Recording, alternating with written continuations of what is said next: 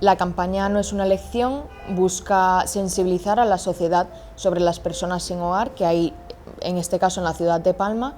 y además también lo que quiere es dar visibilidad a este colectivo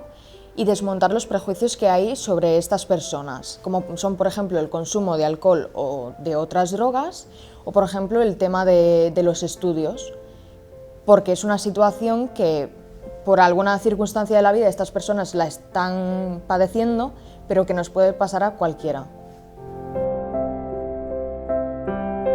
La campanya va consistir que durant una setmana a distints punts de Palma se va muntar un petit saló, com si fos un saló d'una casa,